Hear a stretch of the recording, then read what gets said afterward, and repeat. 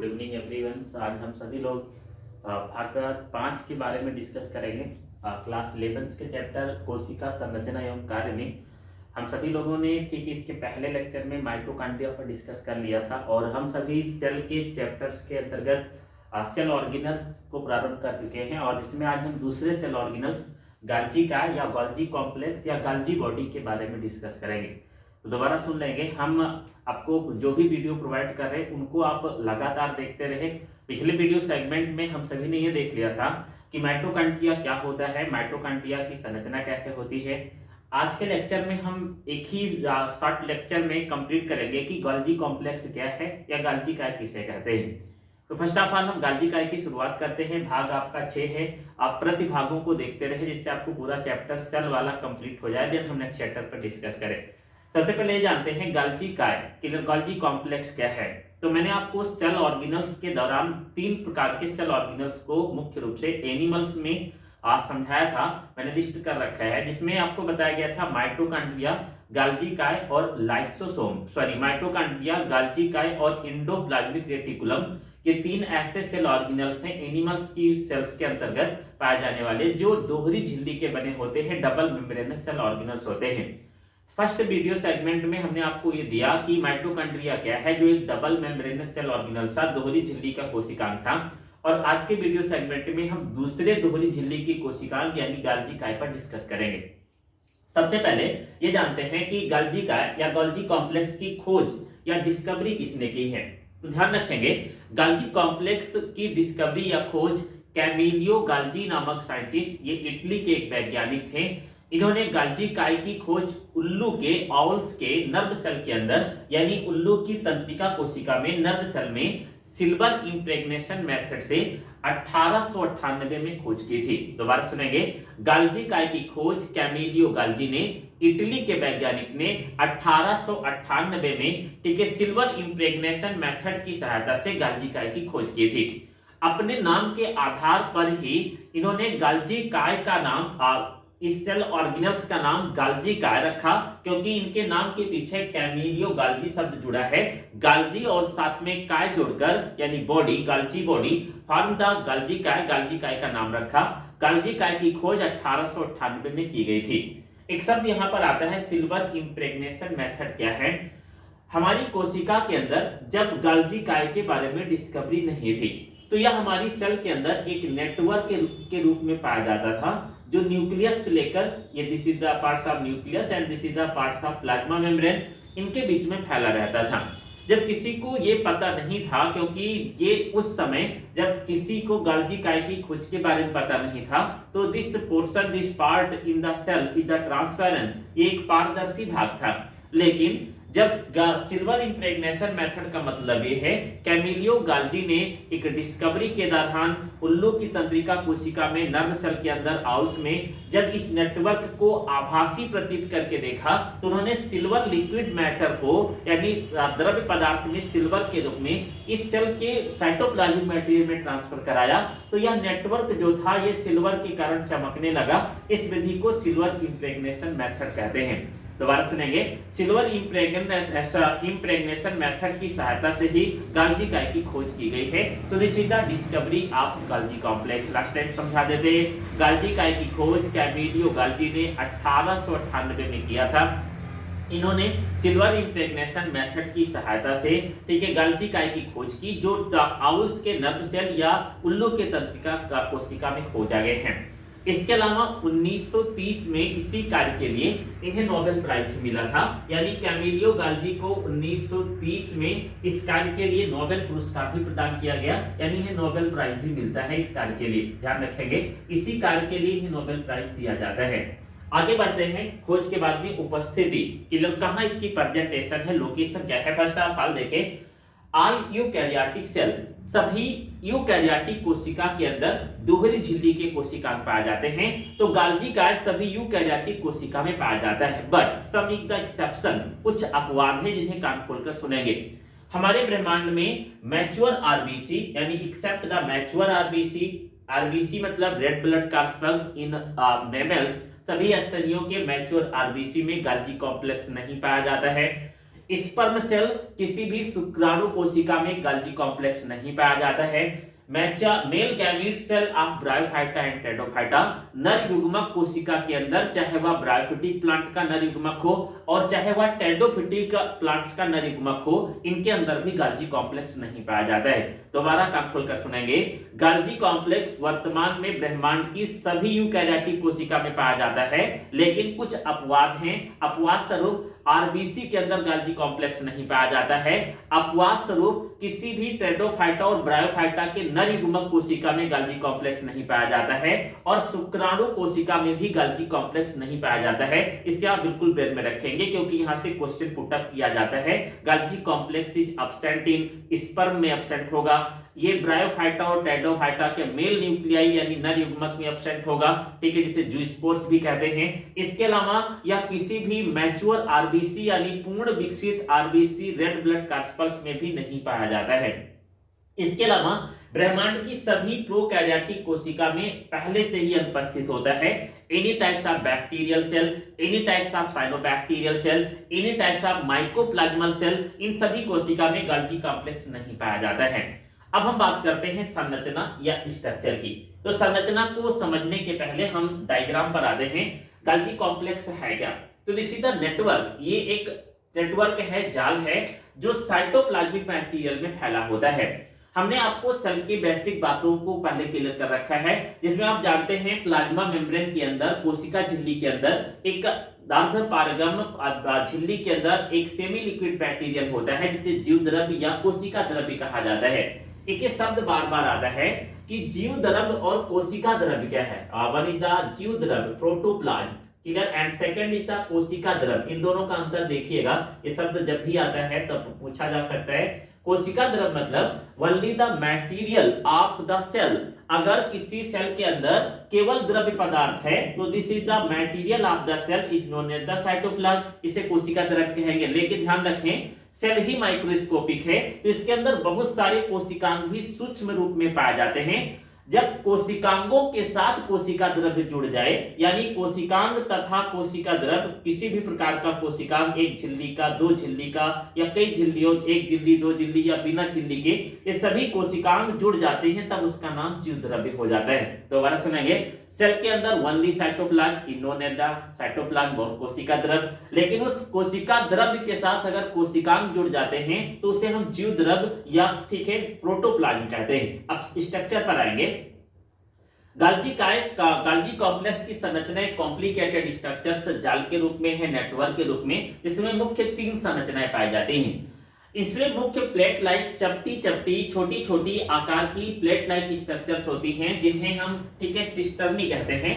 This the parts of threatened structures and inside the one Golgi complex there are about 44 to 10 cisternae present। 4 से 10 पतली पतली लंबी लंबी संरचनाएं पाई जाती हैं जिन्हें सिस्टर्नी कहा जाता है। इसके अलावा इन सिस्टर्नियों का दोनों सिरा यानी the last portion of this parts, जिसे हम देखेंगे ये राउंडेड स्ट्रक्चर्स बनाती हैं वेसिकल के समान, बट इनसे जुड़ी होती हैं, इसलिए इन्हें हम पुटिकाएं कहते हैं। दोबारा सुने, गाल्गी काय में बहुत सारी 4 से 10 फ्लैटेंड चपटी संरचनाएं पाई जाती हैं जिन्हें सिस्टर्नी कहा जाता है, और इन सिस्टर्नियों के सिरों पर गोलाकार संरचनाएं पाई जाती हैं जिन्हें हम ठीक है ट्यूब्यूल्स या पुटिकाएं कहते हैं। इसके अलावा गाल्गी काय के ठीक है सिस पोल और ट्रांसपोल, ये क्या है अभी मैं समझा रहा हूं। सिस पोल ट्रांसपोल क्या है, यानी एक सिरे पर और दूसरे सिरे पर कुछ एक मेम्ब्रेन की बनी हुई, एक झिल्ली की बनी हुई गोलाकार संरचनाएं पाई जाती हैं। दिस पार्ट एंड दिस इस सभी संरचनाओं को देखें तो this structure is known as the vesicle, इन्हें हम वेसिकल कहते हैं। इसके अलावा वेसिकल भी 2 प्रकार की होती हैं। एक वेसिकल ठीक है गाल्गी कॉम्प्लेक्स में सिस पोल से कुछ मटेरियल्स को लेकर सिस्टर्नी में प्रवेश करती रहती हैं।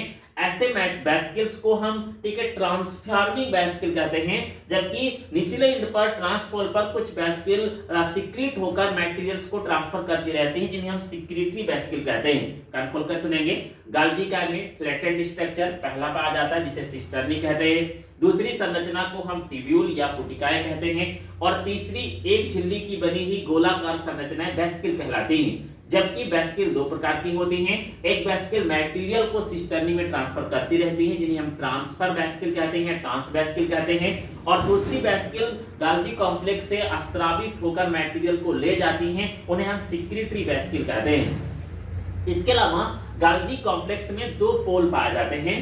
एक पोल मुख्य रूप से न्यूक्लियस के एंड पर होता है और दूसरा पोल मुख्य रूप से प्लाज्मा मेम्ब्रेन के एंड पर होता है। अगर हम इसे संरचना में देखें तो दिस इज द, मान लेते हैं कि यह एक सेल है, इस सेल में न्यूक्लियस है। यहां से अगर गाल्जी काय की एक संरचना बने और वो दूसरी तरफ प्लाज्मा मेम्ब्रेन की तरफ जाए तो ऐसा पोल जो न्यूक्लियस के साइड में है this is known as the cis pole, और ऐसा पोल जो प्लाज्मा मेम्ब्रेन के साइड में है this is known as the trans pole, उसे हम ट्रांसपोल कहते हैं। तो this is the structure of Golgi complex. देखेंगे गाल्जी काय में मुख्य रूप से तीन प्रकार की संरचनाएं पाई जाती हैं।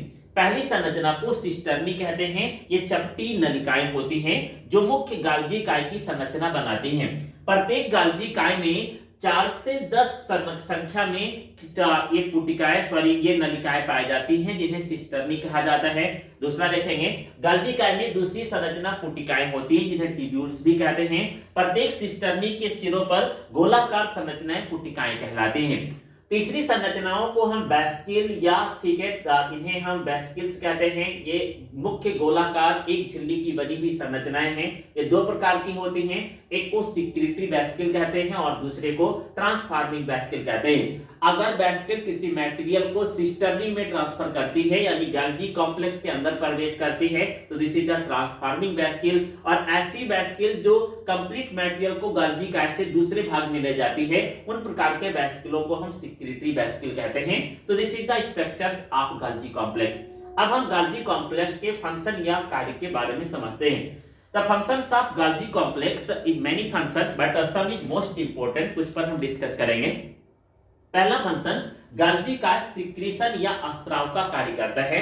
गाल्जी काय को इसी फंक्शन के आधार पर ट्रैफिक पुलिस भी कहा जाता है, यानी Golgi complex is also known as, इसे हम traffic police of the cell भी कहते हैं, क्योंकि यह विभिन्न प्रकार के मटेरियल को इधर से उधर स्थानांतरित करने का कार्य करता है।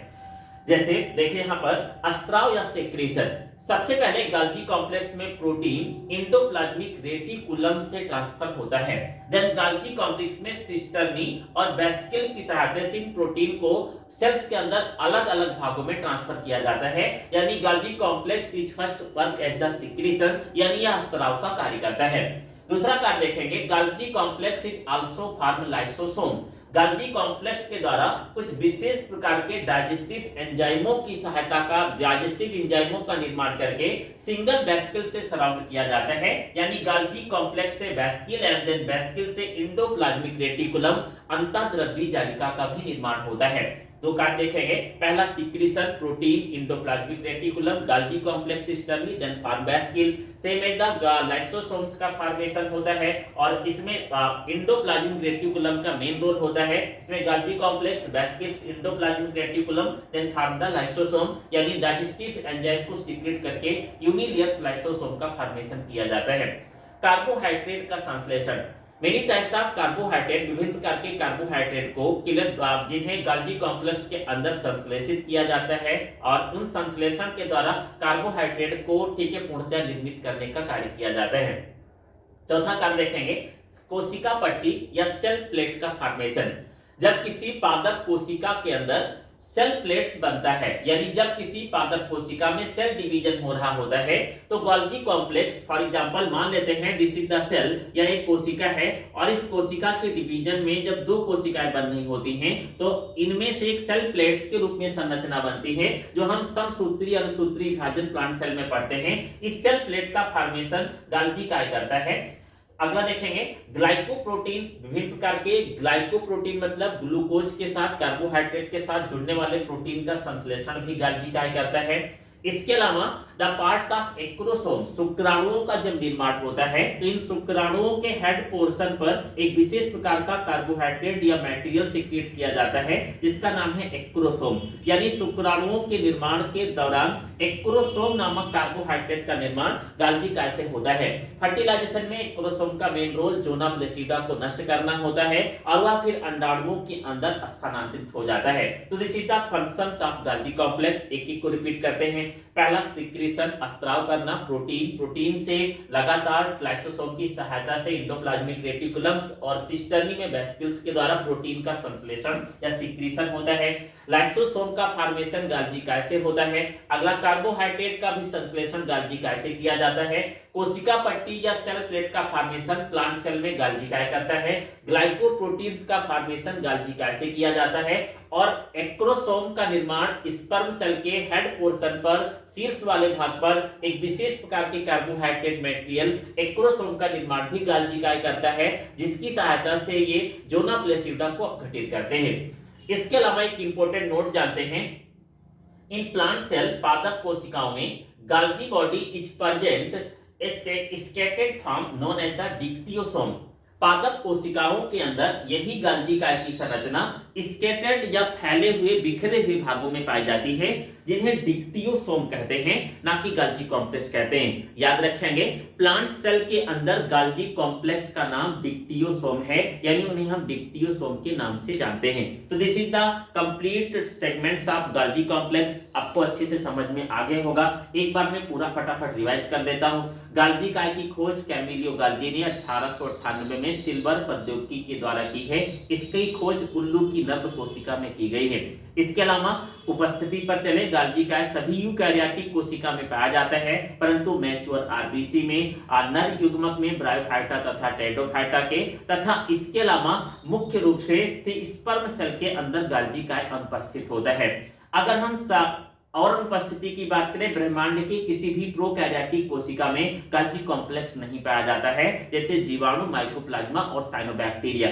इसके अलावा संरचना की अगर हम बात करें तो गाल्जी काय में 3 मुख्य संरचनाएं पाई जाती हैं जिन्हें हम सिस्टर्नी, ट्यूब्यूल एवं वेसिकल कहते हैं। सिस्टर्नी फ्लैटेंड स्ट्रक्चर होते हैं जो 4 से 10 की संख्या में पाए जाते हैं। ट्यूब्यूल गोलाकार संरचनाएं होती हैं जो सिस्टर्नी के सिरे पर पाई जाती हैं, जबकि वेसिकल्स एक झिल्ली की बनी हुई मुख्य संरचनाएं होती हैं जो ट्रांसफॉर्मिंग और सिक्रेटरी वेसिकल के रूप में होती हैं। हम अगर कार्य की बात करें तो गाल्जी काय मुख्य रूप से पहला कार्य सिक्रीशन के रूप में करता है, दूसरा कार्य कार्बोहाइड्रेट का संश्लेषण करता है, तीसरा कार्य ग्लाइकोप्रोटीन्स के रूप में या ग्लाइको का प्रोटीन्स का फॉर्मेशन करता है, संश्लेषण करता है, चौथा कार्य गाल्जी काय के द्वारा एक्रोसोम का फॉर्मेशन होता है, पांचवा कार्य गाल्जी काय के द्वारा सेल प्लेट का निर्माण होता है और छठा कार्य मुख्य रूप से गाल्जी काय लाइसोसोम का फॉर्मेशन करता है। तो this is the complete video of Golgi complex. Next video segment में हम नेक्स्ट सेल ऑर्गेनेल्स पर डिस्कस करेंगे। आप सभी खुश रहे और आप सभी अपने जीवन में सफलता के लिए लगातार मेहनत करते रहे। धन्यवाद।